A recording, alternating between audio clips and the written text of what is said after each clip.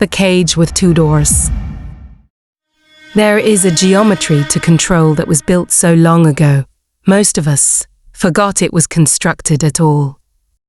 A woman passing by, adorned. The men around her speak of her delicate constitution, her natural moral superiority, her civilizing influence on society. This is benevolent sexism. As social psychologists Peter Glick and Susan Fiske defined it, this is the protection trap. She is precious, fragile, too pure for the rough business of the world. Her job is to inspire men through her refinement, to wait at your home to be the reason men work. She cannot vote, cannot own property in most places, cannot work without her father's or husband's permission. But they tell her this is protection, this is love. But the moment she questions it, the moment she asks why she cannot attend university or says she wants something beyond a husband, the same men who were praising her refinement suddenly call her unnatural, hysterical, a threat to the moral fabric. This is hostile sexism, the punishment for disobedience. And it comes fast.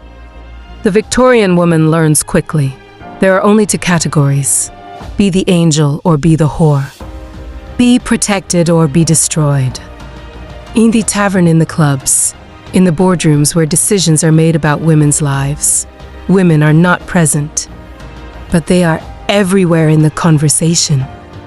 Eve Kosofsky Sedgwick calls this homosocialism, male bonding that actually happens through women, not in spite of them. A man's status, among other men, depends on his ability to control, protect, or judge a woman correctly.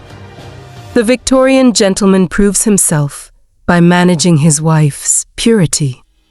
The Victorian critic proves himself by explaining why women cannot be trusted with power. Both gain status. Both are part of the club. The woman is the currency. The men are the bankers. A few decades forward, the woman cuts her hair. She demands education. The suffragette movement rises. The benevolent sexism adapts. Now she is told, you can work, but only certain jobs: teaching, nursing, secretary, positions that are extensions of your natural caregiving nature. The hostile sexism sharpens in response. Suffragettes are called manly, dangerous, unfit for motherhood. The newspapers run cartoons of women as monsters. But the structure, unchanged.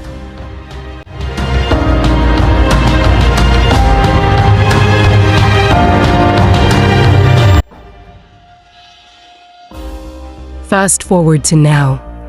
The doors look different on the surface, but they're still there. Benevolent sexism today. She is told she is so brave for working and mothering. She is praised for being team player rather than leader. Her bosses, we just want to protect your career path, don't work too hard. You'll burn out. Your real fulfillment is at home. She is precious. Still, just repositioned. Hostile sexism today.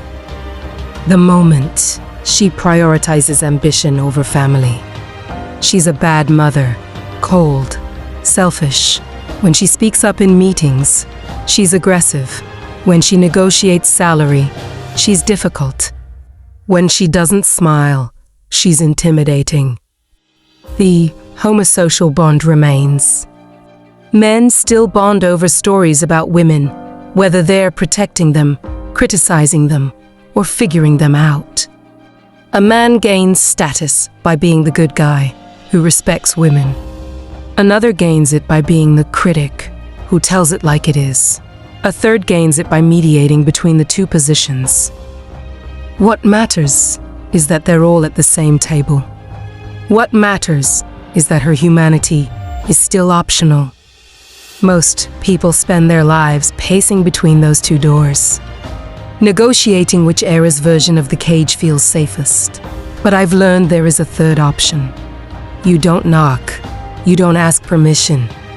You recognize that the cage only has power if you believe it was built for your protection. The homosocial bond breaks when it has no woman to bond over. The cage doesn't need to be destroyed. It just needs to be abandoned. The air is colder out here. But it's finally, beautifully, yours.